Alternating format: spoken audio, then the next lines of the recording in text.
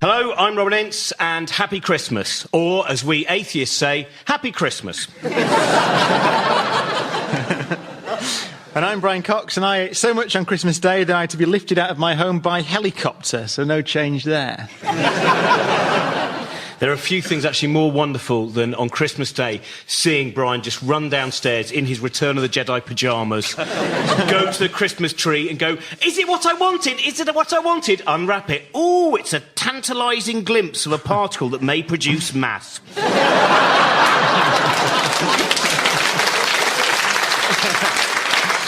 And you got those trainers as well, didn't you? So lucky. Today we're going to be looking at the science of Christmas, but before we start, as it's Christmas, we better pull a cracker. Right, there we go.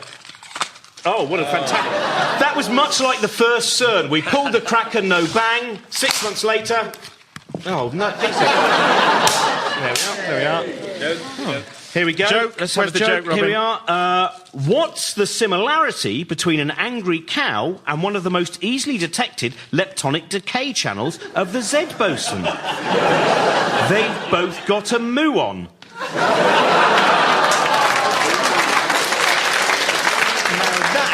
Is an educated audience. I've got to say, yeah, I have found some of these CERN crackers have been pretty cryptic, but I do, if you get a chance to go and see the CERN Panto, it is absolutely fantastic. It's called Puss in Box, and it's wonderful. He's behind you and simultaneously not behind you. Today we're joined by three wise men, though rather annoyingly they haven't brought us any gifts, not even that frankincense talc I've had my eye on The Body Shop, and there are other retailers, of course, we should say, because we're on the BBC, who do stock frankincense talc and myrrh balls. Talc. I like the fact you call talc talc. Did I say talc? You said talc. Yeah. Nice bit of talc. From all I got a little bit of talc for your mother. Our first guest came to prominence creating Dark and Forbidding World, rather like the sort of thing some people imagined the world would be like after the Large Hadron Collider was switched on. He has since acted in and written for Doctor Who, reinvented Sherlock Holmes, created wonderful novels and a very fine history of horror. Despite that, there is still a 49% chance that when introduced, his name will be mispronounced. Yes, please. So, please welcome Mark Gatiss, not Gatiss. Thank you. Our next guest is an avid collector of the works of Charles Darwin and, as a result, also an avid collector of illiterate extremist hate mail from some of the world's leading fundamentalists. It's Professor Richard Dawkins. And our final guest until recently was the editor of the UK's most popular science magazine, New Scientist, and has recently co-written Super Cooperators, a book about the nature of altruism, which I asked for a copy of and he didn't give to me, therefore I presume the book denies its existence. He's also written about the Arrow of Time and Can Reindeer Fly? The Science of Christmas. It is Roger Highfield.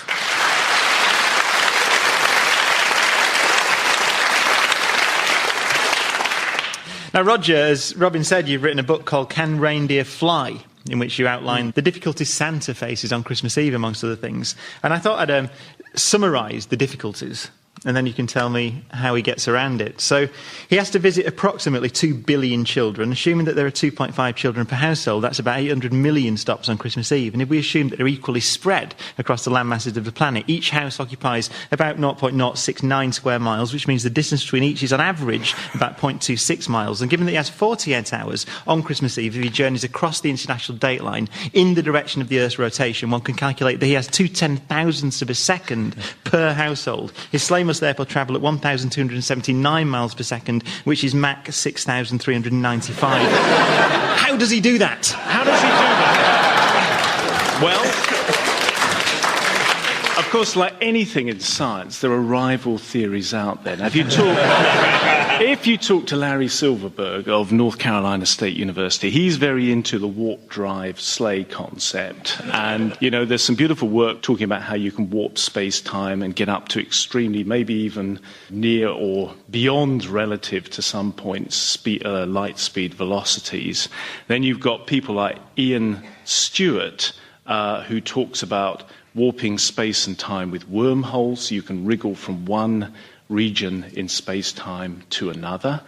Then if you wriggle through all those chimneys as well, though. Yeah, well, that's right. But this is where the other... Now, in fact, it sounds like you're a member of the third camp, Richard, which is quantum teleportation. So if you talk to Anton Zeilinger and people like the University of Vienna and Charles Bennett of IBM, they're quite into quantum teleportation. But, of course, you've got to define the quantum state of Santa. That means an awful lot of information. I mean, if I diced up Brian down to the last millimetre, that would be about 10 gigabytes of info. But I think if I defined the quantum state of Brian, that would be something like 10 to the 32 bits. There's a massive amount of information there. And, of course... Don't look so surprised. I mean, I Would you like another it. show?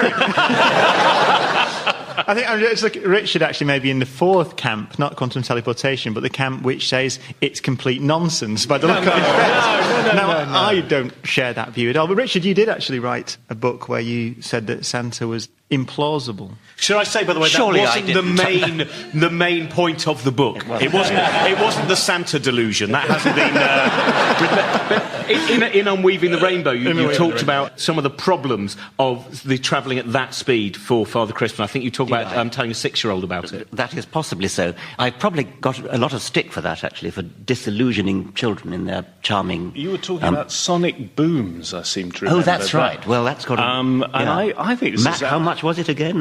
6,395. Yeah. But in fact, if you talk to Nigel Wetherill of the University of Swansea, who did some of the calculations about airflow over thrust SSC, which is one of the world land speed record attempt cars, he'll tell you that you can actually come up with clever anti-sound apparatus. It's clear that Santa has got a very advanced R&D enterprise at the North Pole, Richard. I mean, at this moment, NORAD is tracking Santa. I've just got a press release from the US Department of Defense. It has to be true. There is another camp to which I belong, which is actually nothing to do with science at all, which is that Santa stays at home and has done a Santa franchise to the world's dads. And it works brilliantly.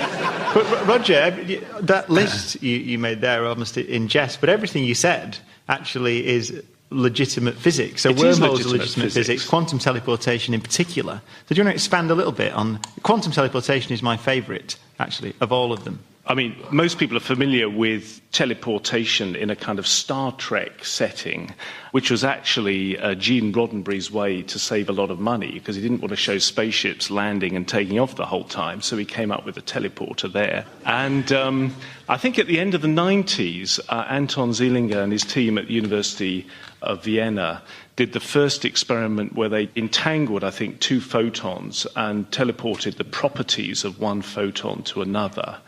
And that really opened up possibilities. But I have to say, as for teleporting Santa, I think it's theoretically possible. I think practically it's a bit of a tall order. But we haven't ruled it out yet, of course. And I'd actually like to ask physicists present, is it in the distant future a possibility that one could actually make a complete copy of an object?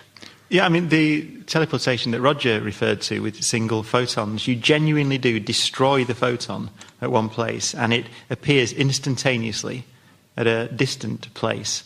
And there's nothing in quantum theory that tells you that there's any difference between the behaviour of a single particle and an ensemble of particles, like all the way up to a person. And in fact, very quantum behaviour has been demonstrated in very large objects. Well, when I say very large, to me, large as a particle physicist. I mean, certainly buckyballs, so the carbon-60, so 60 carbon atoms behave in a quantum way. So nobody knows whether there's any addition you need to make to quantum theory to provide a difference between the macroscopic world, the big world that we live in, and the small world. But in pure quantum mechanics, there is no difference. And so we don't know of any difference. So in principle, if you ask the question, could it be possible, then I think the answer would have to be yes, unless you modify the theory. And if you didn't destroy the original one when making the copy, you'd have 2, and then which one would you be? But you have to, and that's what happens. Okay. So the interesting thing about quantum teleportation is genuinely the one that gets teleported is destroyed. Right. Does that not mean, though, that if it were even theoretically possible that the original you would be destroyed, and then does that mean that the copy is not quite right? It's not going to be human at the other end? I'm thinking in pure Ray Bradbury terms. Well, it's identical. I mean, the notion of identical particles in quantum theory is basic to the theory. So particles are indistinguishable, and that affects their properties. It would be you. So it would have all your memories and all your... But please reassure me I would have turned evil. That is the entire basis of teleportation fiction. Can I just say, by the way, when he said, should we do a show about the science of Father Christmas, I thought, where's the hard science going to be? Well done, all of you. This raises a very interesting question, though, because if Santa is teleporting himself, then he's destroying himself at one location and reappearing instantly, perhaps, at another location.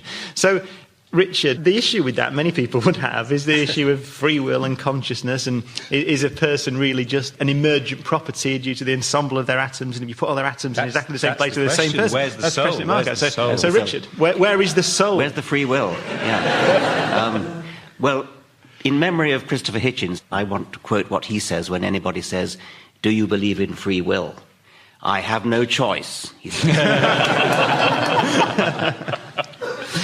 Just before I forget, there was a fantastic story, which I can remember it was called, by Ramsey Campbell, a Christmas story, about this bloke who's wandering drunk, I think, on the way back from a party in the snowy landscape, and he sees something in the distance. He hears someone swearing and grumbling, and he comes around the corner of the wood, and it's Father Christmas with his stalled sleigh and his reindeer munching away. And Santa's there, sitting freezing, and he explains how he's been doing this job for thousands of years, and it's incredibly difficult to get across the world and across the time zones and everything. And he says, "I'm just thinking of packing it all in, but I just can't find a replacement." And this bloke is sort of unemployed and thinks, well, maybe, it's not a bad job, is it? Once a year, you get to be Santa Claus. And eventually, after lots of toing and froing, he agrees to take on the mantle, and Santa opens his cloak and hands it over. And as he does so, he's revealed to be this sort of twisted, raggedy Rupert the Bear little thing, and he goes, "Free! Free!" And the coat closes around this newcomer, and that's him for the rest of his life.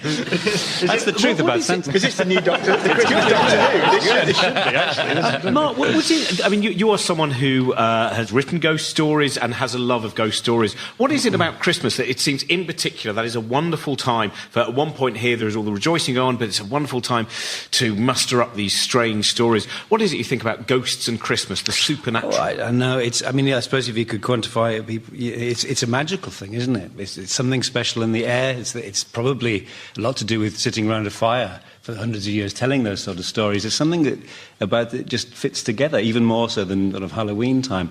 And then obviously Dickens massively popularised the idea of it. But I think there's just something special that seems to demand that, although apparently not on BBC4 every year, even though that's what I've been pushing for. So, Richard, because your new book, The Magic of Reality, in which you argue correctly that reality is more magical than fiction, but why does science enhance the magic? Why is reality all you need and ghost stories, etc., not necessary? Because reality is true, that's the main one. But when you think about what it's telling you, reality, the science of reality, the science of physics, the science of biology, is telling you why you exist, how the laws of physics has taken the simplicity of molecules and atoms and built them up over billions of years to make something so fantastically complicated that it can make up ghost stories and read and write and listen to music and be loving and hating and things. I mean, isn't that just a stunning fact? And that's what you get from reality. And any amount of magic, any amount of supernaturalism is just playing around, a rather cowardly kind of playing around, compared with the wonder of understanding things through reality. Mark, you a lot of your work walks on the boundary between the two, doesn't it? You work, obviously, Doctor Who, that's science fiction. So how important is the balance? Well, I mean, I could be wrong, but I don't think Richard's saying it therefore precludes the notion of fantasy or fiction, because that's what we're all enjoying. I think I couldn't agree more, though. I think from my childhood onwards, I found such incredible sort of majesty in discovering the most basic scientific facts at school or through my learning stuff at home, and fossils, which I was obsessed with as a child, and I spent most of my childhood on nights like this freezing my brass monkeys off, trying to see the moons of Jupiter and failing with my rubbish telescope. But I remember just finding all these things so amazing. That for me is nothing it doesn't get in the way of my love also of stage magicians or I all agree those with sort of stuff. It's just because that's also, in its way, breathtaking. So Is therefore, there a point, Roger, do you think, where there is, say, Father Christmas, there is a point of perhaps cutting out the belief when a child gets to a certain age where some of the fantasy stories are placed on the back burner? Is there, in terms of seeing in the nature of the mind, a point where these things are left behind? I've still got an 8-year-old, so I couldn't possibly comment on that at all. But I have to say, though, I think there's a pre-scientific, primitive mind trying to make sense of the world around them. You can actually see where a lot of the Christmas traditions come from, that, 10, 20, 30, 40,000 years ago in the Northern Hemisphere, as the sun ebbed away, when you had less and less, fewer and fewer hours of sunlight each day, it got colder and colder. You knew that your whole life depended really on the living, sunlight-driven economy of the planet, and that sunlight was ebbing away.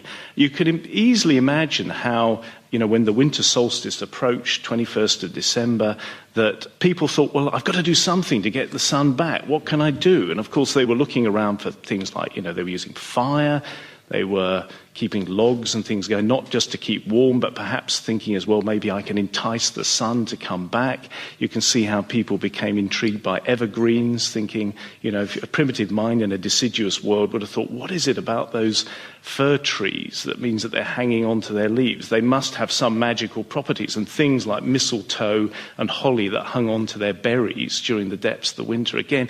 So you can see how the elements of the Christmas story, they probably had rituals to do with flames, with candles, with evergreens and so on. And lo and behold, the sun came back the next year, and they had summer and spring and agriculture again. So I think it's quite easy to see how that sort of pre-scientific attempt to rationalise the world gave us things like Christmas celebrations. Yeah, I think it's not that surprising, actually, that people have a psychological bias towards trying to influence the world. And it's not enough just to wait and hope that the sun comes back. You sort of feel we've got to do something. And it ties in with the whole origin of all sorts of superstitions. I think it was Skinner, the famous psychologist, who did experiments in Skinner boxes with pigeons.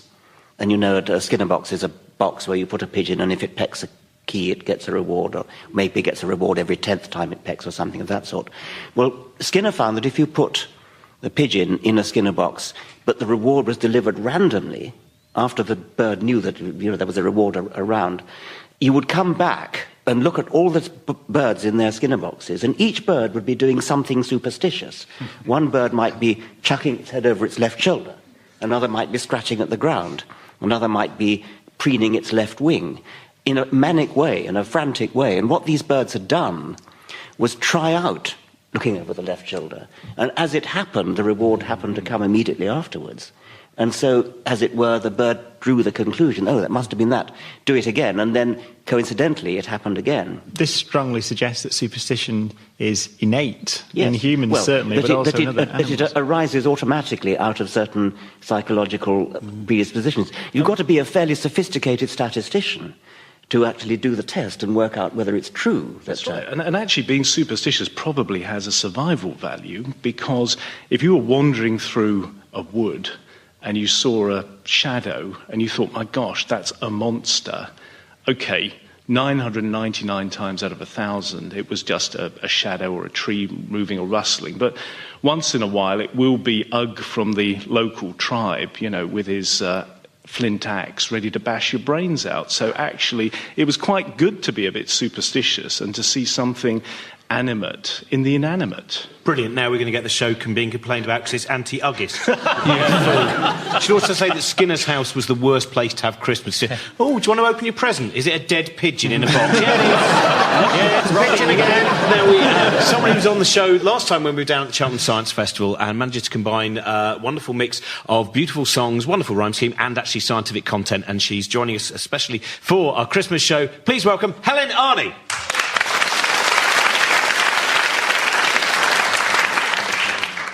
So I used to live with a biochemist. He was a quiet sort of person, didn't really tell me much about his life. But I wanted to know about his work. I wanted to know a lot more. So I gave myself an early Christmas present last year, and I read his diary.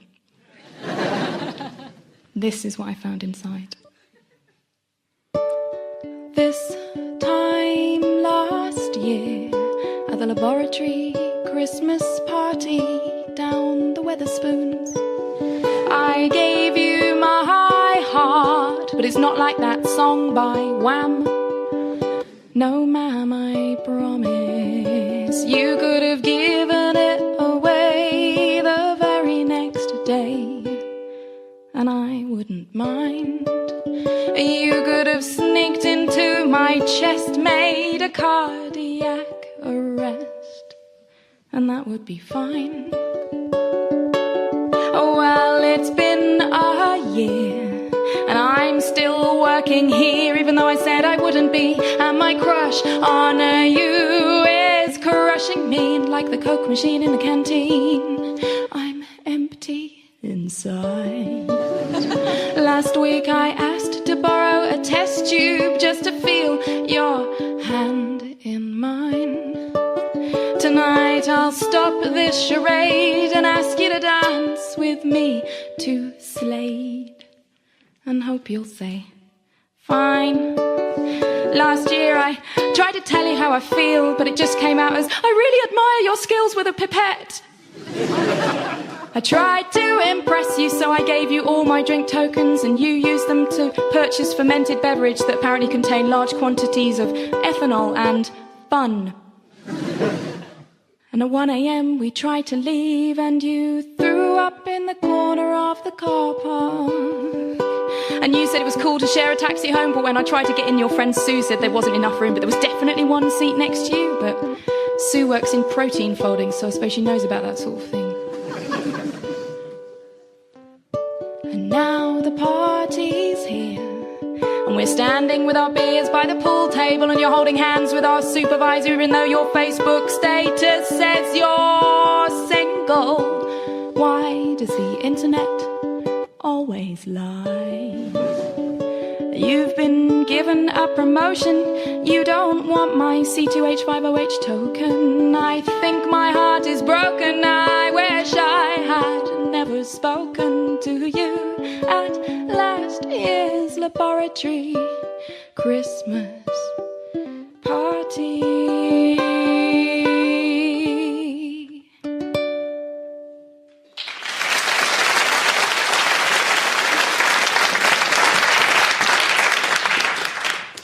Thank you very much, Helnani.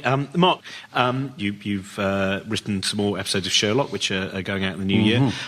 You're updating, of course, the original Conan Doyle stories. Now, Conan Doyle was a person who invented this very logical detective and believed very illogical things, including things like the fairies at the bottom of the garden. And have you found in rewriting it that you have been more, perhaps, scientifically methodical than Conan Doyle?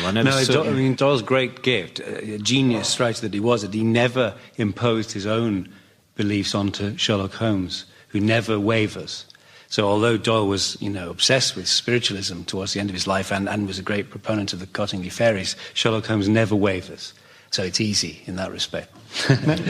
Now, it's been suggested that us nasty rationalists who believe that a universe composed of 350 billion galaxies, each with 200 billion suns, and built out of elements cooked in the furnaces of long-dead stars, should, and that's enough, should not be allowed to celebrate Christmas. So we thought it would be a nice question to ask. If that were the case and some legislation were brought in, then what scientific celebration could we have instead on December the 25th? Well, I think it would be fun to celebrate what might have been the real origins of the whole Santa mythology. And I'm talking about a toadstool here, fly agaric Amanita muscaria. Before vodka became the preferred mind-altering drug of choice, people used these hallucinogenic toadstools for all sorts of rituals. And I think in ancient Lap and Sami society, the shaman, the sort of religious fellow, would dry out these toadstools, would take it, would commune with the gods, usually to solve a problem or whatever. Say there was sickness in a village. He'd come back with the gift of knowledge. Of course, they all lived in yurts, so he would go through a combined door and chimney. So you've got the idea of a chap who's eaten a toadstool, which is, of course, red and white. You've got the Christmas colours. He's got the gift of knowledge. He's coming through a chimney. He's imparting this gift to people. So you see little elements here in these ancient Scandinavian societies of our Christmas rituals. You can actually bind in flying reindeer as well, because, of course, you've got to be very, very careful with these toadstools, very, very poisonous. But the hoi polloi found out that if you saw the shaman taking a pee in the snow and then ate the yellow snow, you could actually get quite a good high much more safely. So you've got the idea of getting pissed. And sorry, can I just, before we go any further, can I just say, as a BBC regulation, that please do not now go out and eat toadstools or eat yellow snow. Because that's the kind of thing that ends up in the Radio Times.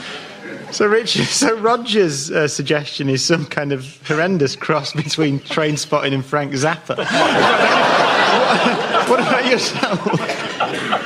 Well, December the 25th is Isaac Newton's birthday, isn't it? Depending on which calendar you use. So I don't know. I mean, I actually don't have a problem with Christmas. I think, culturally speaking, this is a Christian country. And so I have no problem at all with saying Merry Christmas to people, and I don't have any truck with this merry Yuletide, what is it, holiday season. yes. Presents around the holiday tree and presents in the holiday stocking and things like that. And so Merry Christmas. I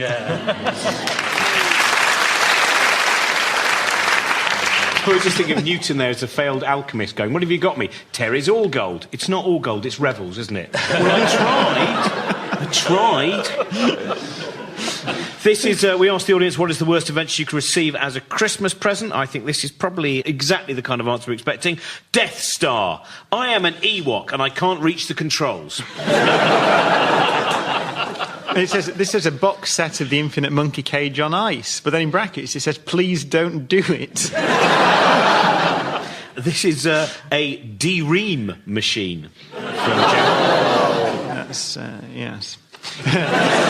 This is I remind you, the question was, what is the worst invention you could receive as a Christmas present? And this is from God, and it says, atheism.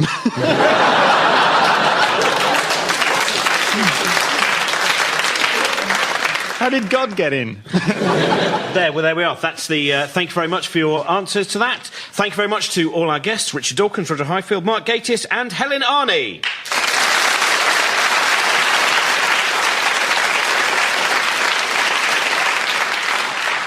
It's the end of the series, but we'll be back in the summer. Hopefully by then the neutrinos will have been brought to order and start obeying the laws of physics again, and the Large Hadron Collider will have offered more of its flirtatious glimpses of the Higgs.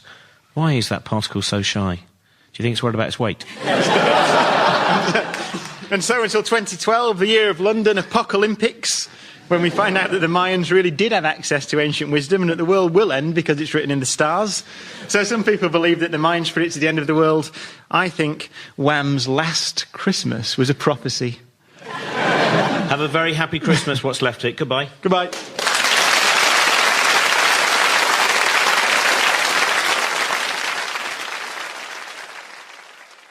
If you've enjoyed this programme, you might like to try other Radio 4 podcasts, including Start the Week, lively discussions chaired by Andrew Marr, and a weekly highlight from Radio 4's evening arts programme Front Row.